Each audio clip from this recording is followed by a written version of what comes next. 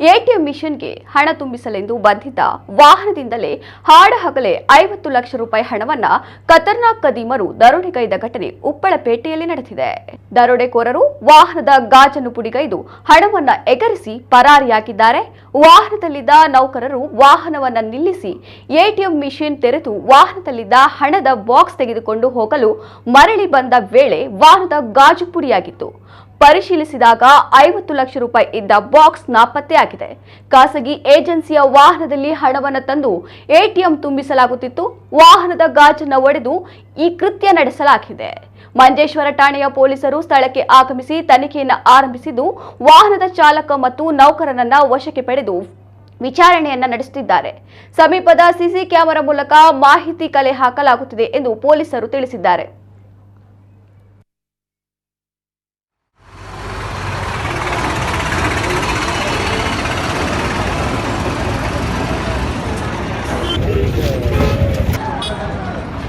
ലിജിൻ വിളിച്ചാ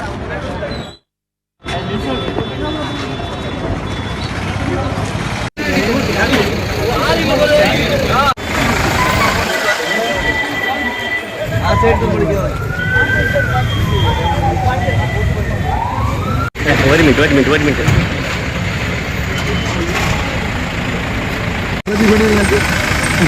ക്യാമറ എല്ലാം കൊണ്ടുപോവാ.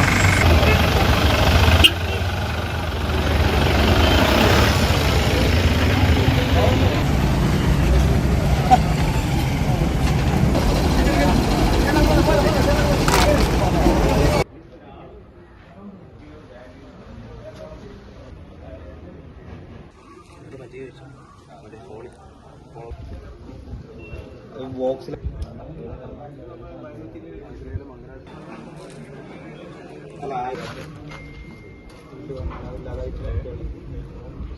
ആക്സിസ് എടിഎമ്മിലേക്ക് പണം നിറക്കാൻ വേണ്ടി അവർ ഏൽപ്പിച്ച സ്വകാര്യ ഏജൻസി ഉപ്പളയിലേക്ക് വന്നത്.